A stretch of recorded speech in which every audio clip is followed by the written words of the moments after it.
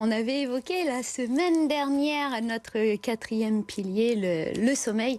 Et c'était un petit peu long, il y a un sujet vaste. Donc voilà, on reprend aujourd'hui la suite et on s'était arrêté sur le téléphone portable. Est-ce que c'est une bonne idée ou une mauvaise idée de le prendre avec soi dans la chambre? Paraît Bon, que non. ouais, je vous donne la réponse tout de suite. Non, clairement, c'est non. C'est même la pire chose que vous puissiez faire. La pire. Ouais, Ouais, il n'y a rien de pire qui pire. peut vous arriver dans la vie que de prendre votre téléphone, Lancelot. Ouais, tout simplement parce qu'en fait, le téléphone émet une lumière bleue. Le soleil aussi émet une lumière bleue. Donc en fait, en regardant votre téléphone le soir au moment de vous coucher, vous envoyez un message contradictoire à votre cerveau. Oui. Alors vous faites quoi, vous, avec votre téléphone portable le soir, enfin au moment de vous coucher? Vous Un l'avez, tour d'ailleurs sur les réseaux sociaux, comme je pense tout le monde sur ce Ouais, plateau. moi, Ouais.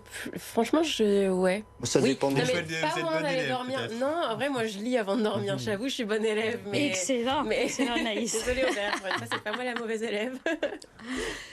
Alors, si vous scrollez sur les réseaux sociaux, eh bien, le risque, en fait, c'est déjà de vous, en plus de la lumière bleue, de vous priver de sommeil parce qu'on scrolle, on passe d'une idée à une autre et puis on se dit, il est déjà cette heure-là. Et voilà, et on n'a pas assez dormi au final. Donc, première chose, voilà. Deuxième chose, j'en connais qui consultent leur messagerie professionnelle au lit. Ah, ça m'arrive par contre. Ah oui. Ouais. Ah. J'avoue que des fois, je regarde mes mails. Mauvaise idée, parce que ça va vous faire cogiter, vous dire, faut que je prépare pour demain, hein, et du coup, ça va vous empêcher de dormir. Pourquoi pas vous mettre une limite, quand même, respect de la vie pro, vie perso. Voilà, ça c'est pour votre bien-être général de toute façon. Ce qu'on peut faire aussi, peut-être, regarder les informations, que ce soit sur le téléphone ou bien à la télé, juste avant de dormir. Je suis pas sûre que ce soit une bonne idée parce qu'on a rarement des bonnes nouvelles aux informations. Ah bah, c'est Ouais. super, Non. ça se tape sur les médias chez un On donne média. plein de bonnes nouvelles.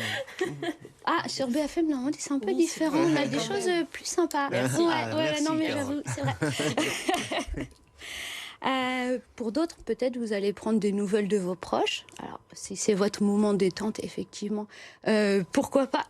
Pourquoi pas? Mais alors, du coup, vu qu'on va être obligé de regarder son écran, on peut mettre sur le téléphone le filtre anti-lumière bleue. Ça va jaunir un petit peu votre écran.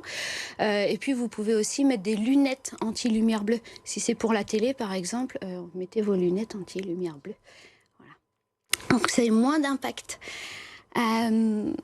Aussi, peut-être, votre téléphone portable vous sert à lire l'heure la nuit Ouais, Surtout, moi, oui, c'est mon la réveil, nuit. moi. Et le réveil, oui. et Maintenant. de réveil, voilà. Donc, j'ai une solution pour vous. C'est une très bonne idée de ne pas le mettre dans la chambre. Pour lire l'heure, je vais vous conseiller ce genre de choses où ça ne s'éclaire que si Ah on oui, c'est appuie ça. dessus. Il faut pas quelque chose qui projette sur le Non, parce qu'en fait, on a vu la semaine dernière, il fallait dormir dans le noir complet. Et donc, si on a un réveil à l'ancienne qui éclaire tout le temps, finalement, cette lumière va venir parasiter votre sommeil. Ce genre-là, qui ne s'allume que si on appuie dessus, c'est parfait.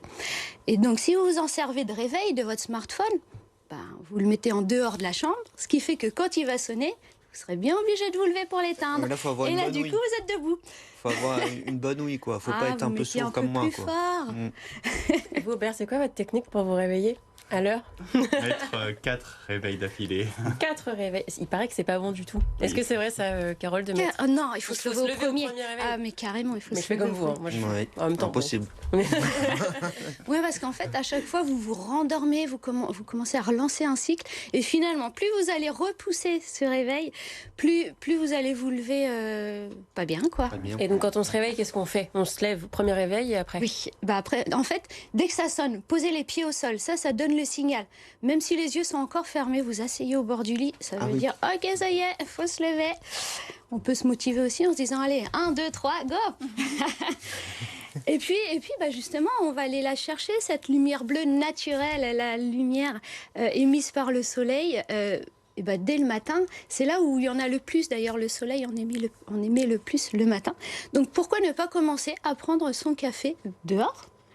Ou si vraiment il fait froid, à la fenêtre pour déjà avoir la luminosité naturelle.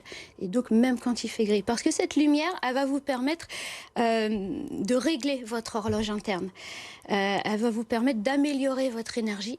Et c'est là que vous commencerez déjà à préparer votre nuit prochaine. Voilà, là vous dites à votre corps les bonnes règles, ça y est, paf, on y va pour la journée. Et voilà. Donc ça commence dès le matin.